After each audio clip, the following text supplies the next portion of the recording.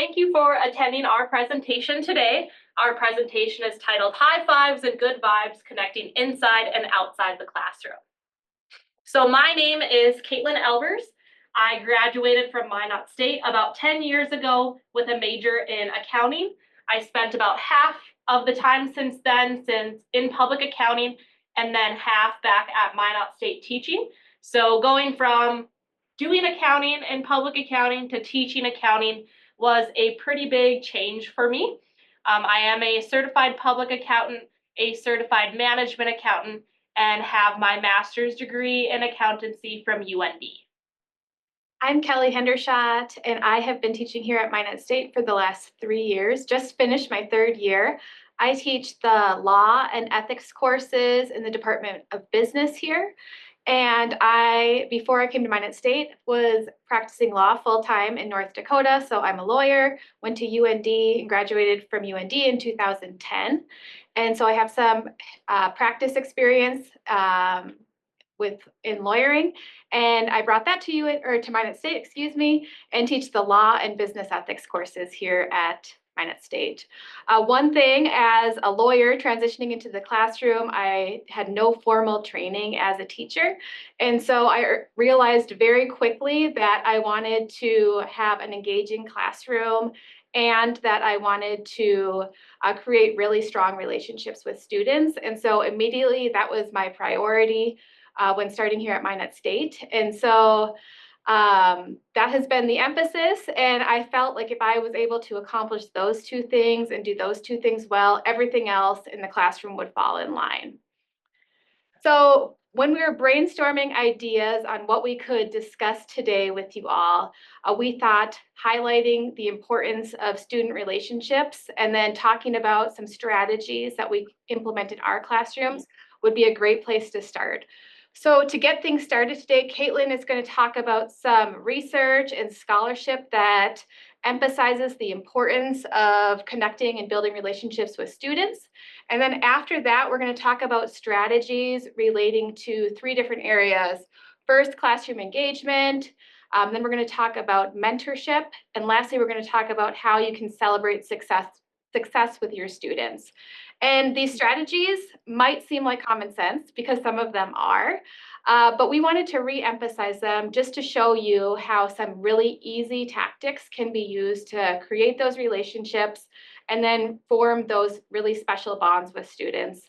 And so these are easy to implement in your classroom. They cross all disciplines, and we're hopeful that you can use those in your classrooms just like we have. So lots of universities have teaching awards, and some individuals did research and surveys of students of what students really found was most important in faculty and in teachers. So included in the top 10 are engaging educator, passionate and enthusiastic educator, communication, approachability and availability, empathy and compassion, and impact on students. So in each course at Minot State University, students are given a course evaluation at the end of the course to provide anonymous feedback on the course design, on the instructor. And both Kelly and I have had high ratings when it comes to the instructor aspect. And what we did is we looked through our student perceptions of learning comments and identified areas that related to these top 10 items identified by students in the research study. At the end of the slide, there is a reference slide that relates to this study. So if you are interested in learning more about this study, it is on that resource reference slide, and the slides are provided inside of the Zoom event. When it comes to these top 10 items, I wanted to give you guys examples of how I implement these items in my own classroom. So engaging educator, passionate and enthusiastic educator. When I come into a classroom, I make my presence known. I say, how's it going today, guys? What's new? Yada, yada, yada. And it's really important for me to not come into the classroom and just start setting up the PowerPoint slide. It's really important for me to kind of make an entrance, and students even joke about that, but that part's really important to me. When it comes to communication, answer emails timely, approachability and availability. When it comes to my office, I am in my office more than just my office hours, and I actually have a snack drawer and bubblers in the fridge. And I can't believe how many students have visited my office this year. And when they come to grab a snack and when they come to grab a bubbler, a lot of the times they sit down and talk about their classes, talk about their work, talk about what their future aspirations are. Empathy and compassion. Okay, when it comes to empathy and compassion, my classes range from maybe 5 people to 25 people. So I realized that may be a small class size compared to others.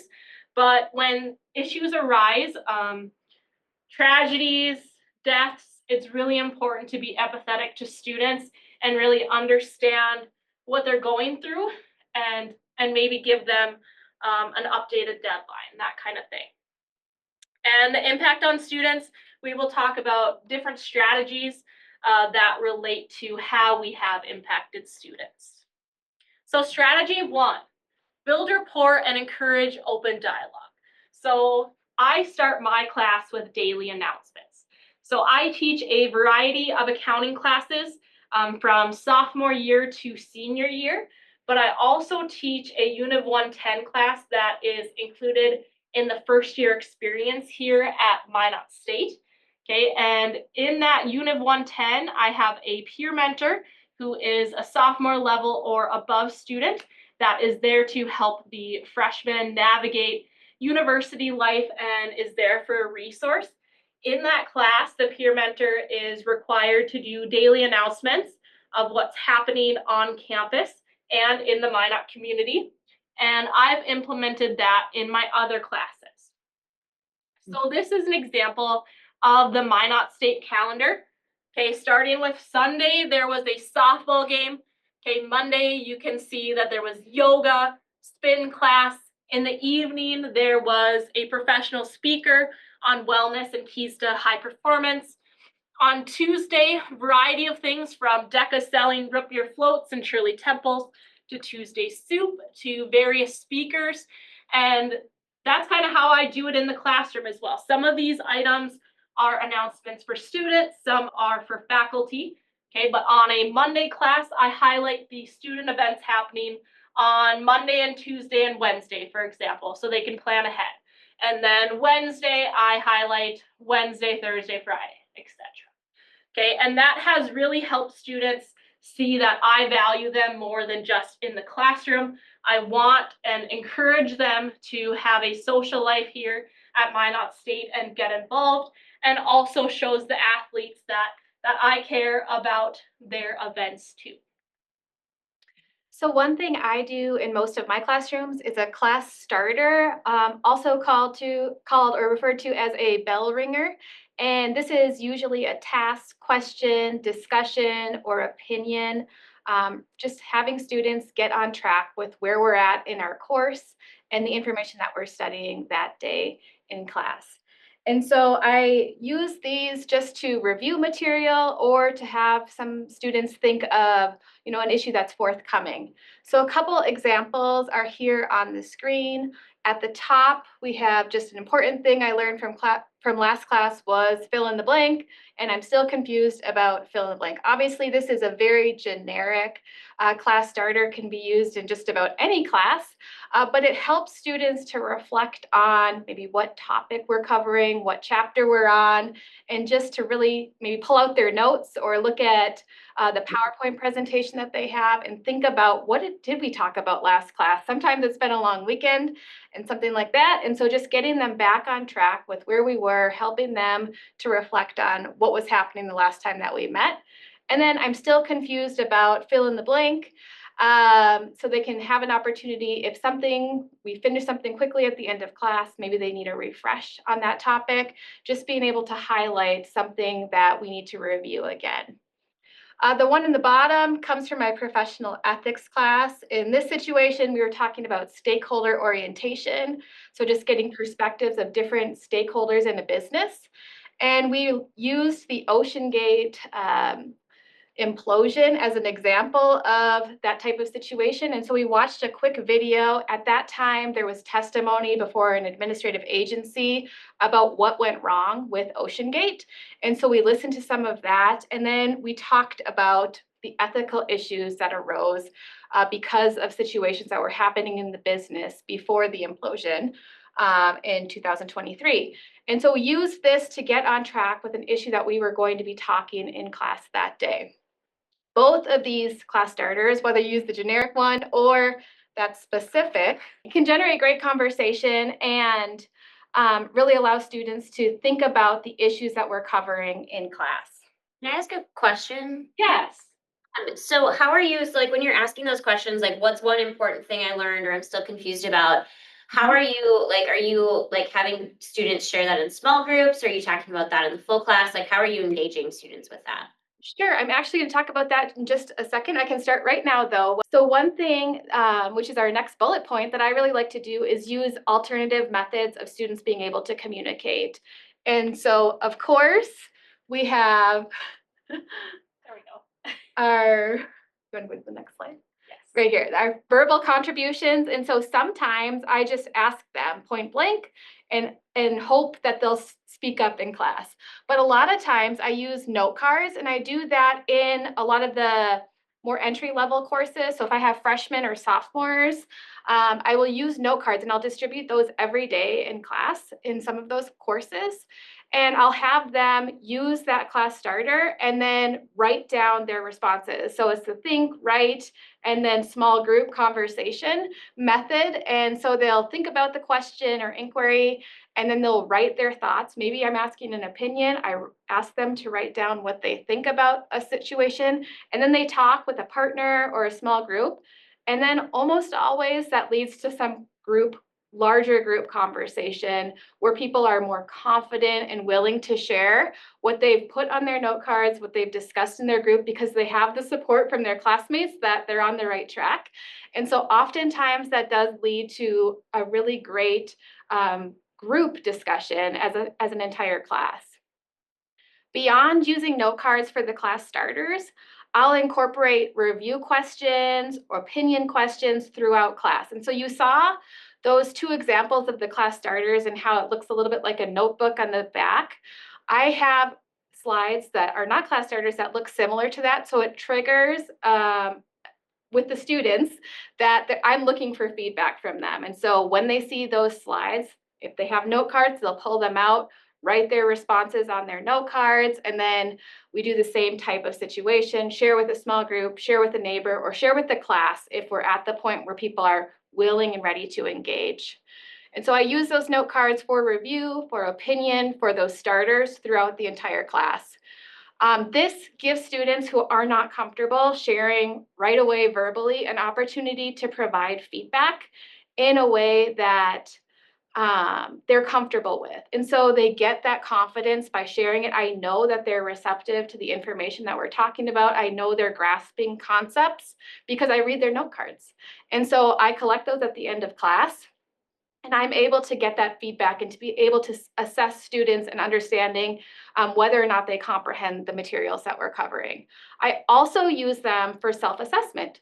And so they will self-assess their confidence in a topic. So we get to the end of a chapter and I'll ask them, how confident do you feel in what we talked about this week? Rate yourself 1 to 5, whether you're ready to take the test, present on this information in class, or whether you need more information here.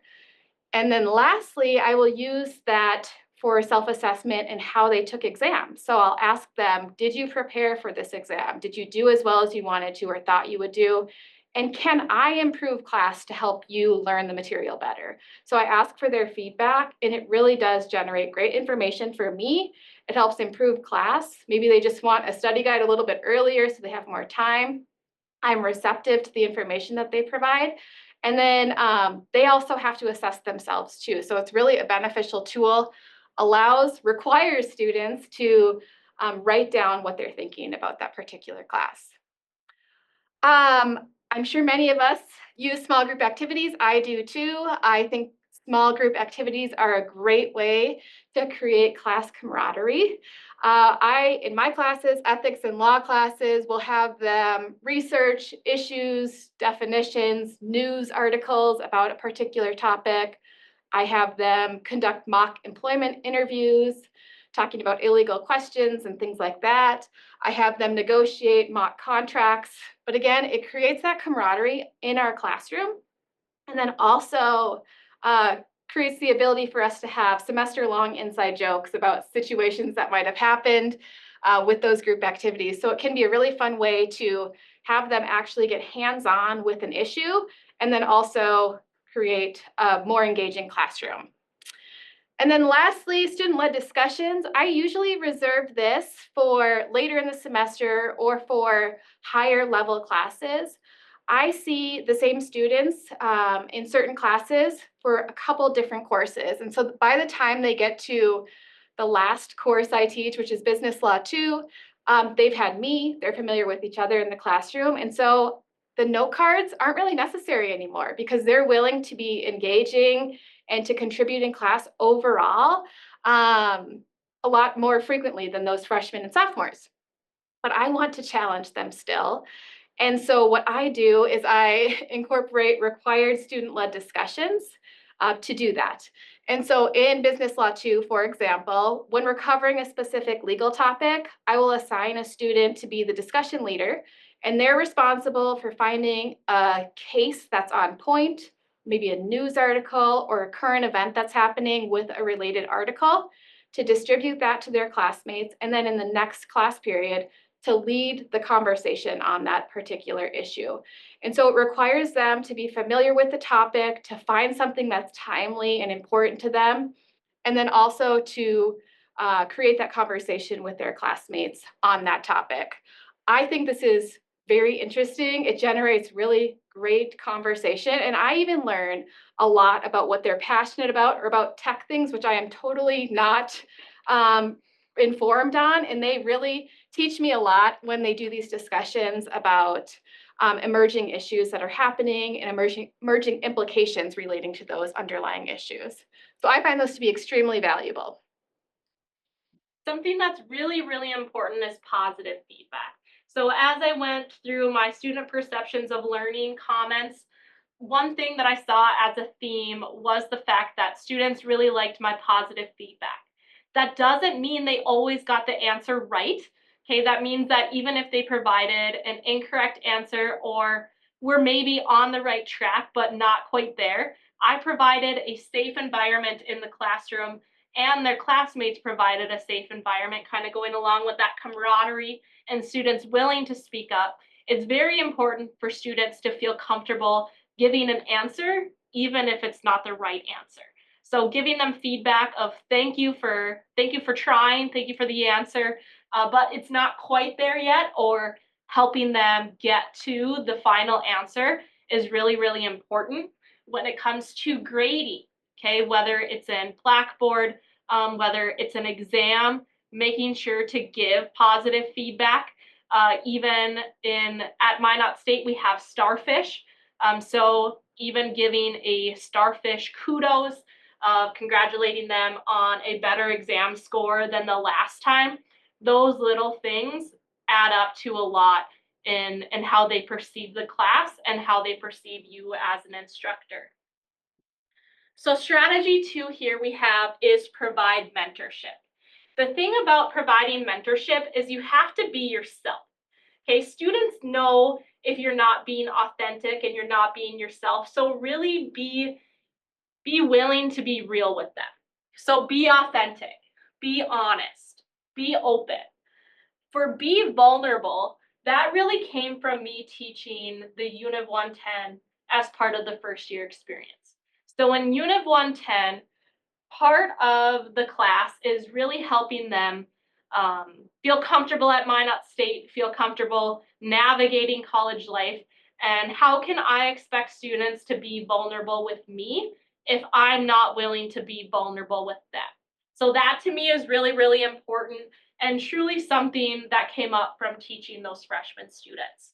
Being supportive, okay? Being supportive is so very important to students, and we will give you different ways that we support our students.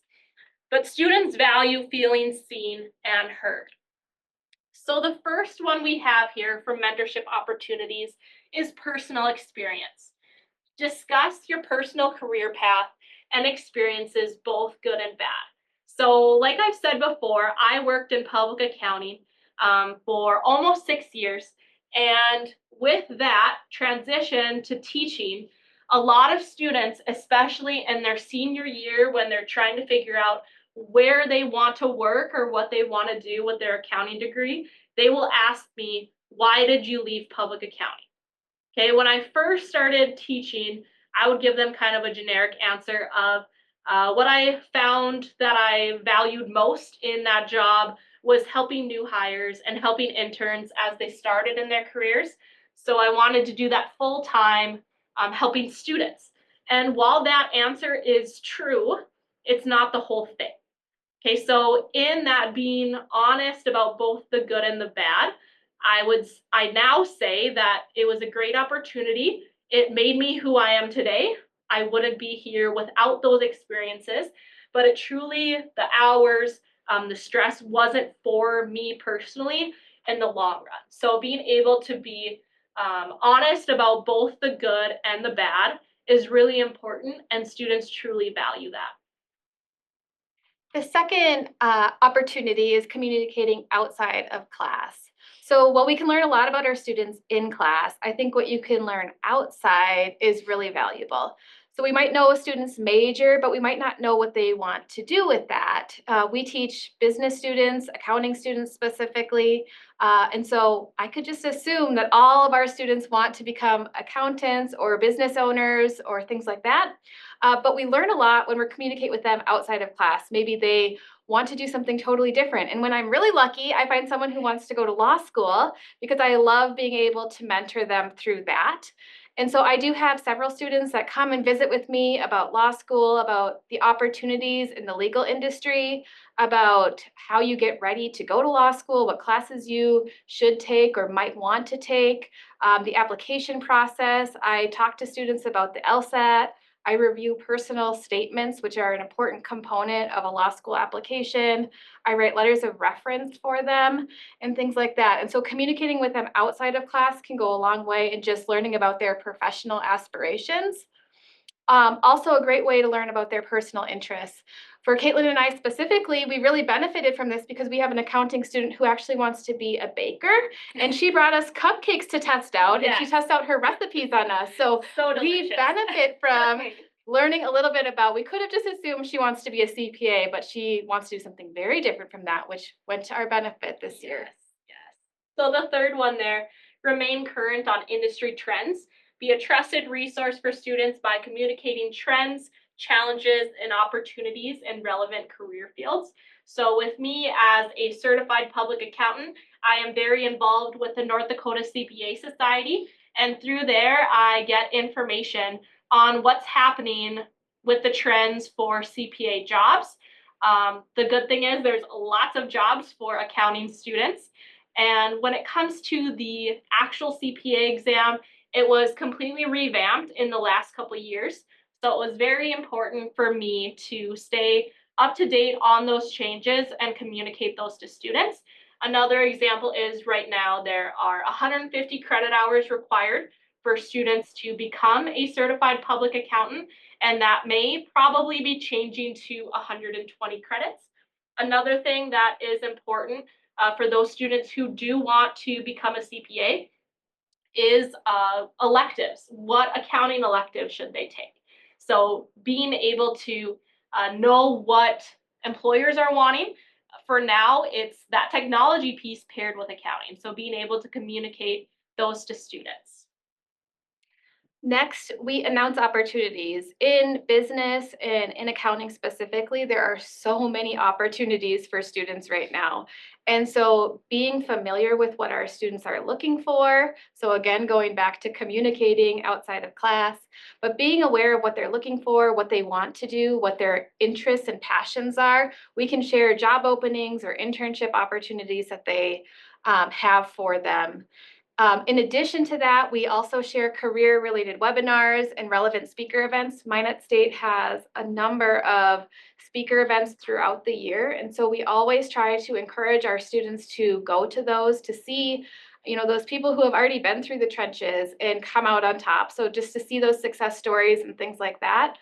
We do encourage attendance at those and even bribe students sometimes with extra credit or note card use on an exam, things like that, just to encourage them to attend those because we know they're busy. They all have things going on in their lives, but we recognize the importance of one, hearing those stories, but two, also being able to connect with individuals who have those experiences. Maybe they get a job opportunity out of attending one of those sessions. And so we really encourage our students to attend those. And so we're sure to announce those and encourage attendance at all of those types of events.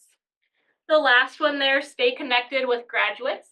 Be informed about graduates' job searches, new jobs, promotions, and achievements, and maintain open communication.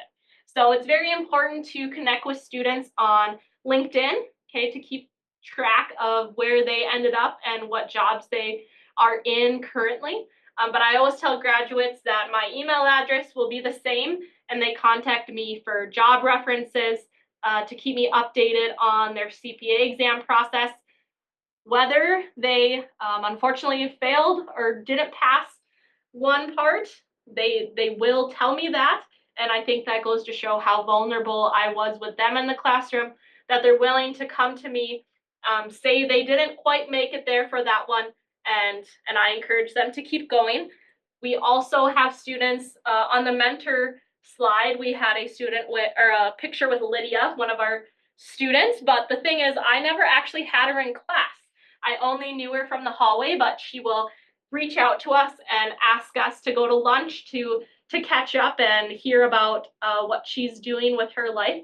So maintaining that open communication is really important.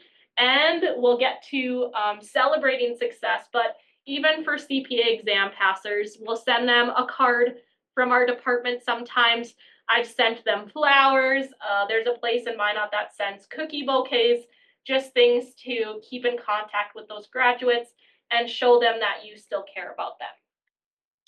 Strategy 3 is on celebrating success. Okay, pay attention to students participating in events happening, academic clubs, and athletics. When I first started, I was guilty of really only paying attention to the academics and clubs because that's what I would hear most about just around the office. But in the last couple of years, I really started paying attention to athletics, and that has really been appreciated by students, especially since a lot of our athletes aren't from around here. They might not have family going to their sporting events, so being able to be part of their support system is really important to me, and also really fun to go to all those games. So attend the events and recognition events. Earlier in the slideshow, you saw a picture of me with a football player. A lot of the athletic teams on campus have a game dedicated to staff and faculty appreciation. There's Kelly receiving her jersey for that game. Here we are serving cake at an academic showcase, and the best day of the year, graduation day. So attend the events, attend those recognition events, and show up for those students. And in addition to those types of events that Caitlin just described, some other opportunities to celebrate student success is through feedback on assignments.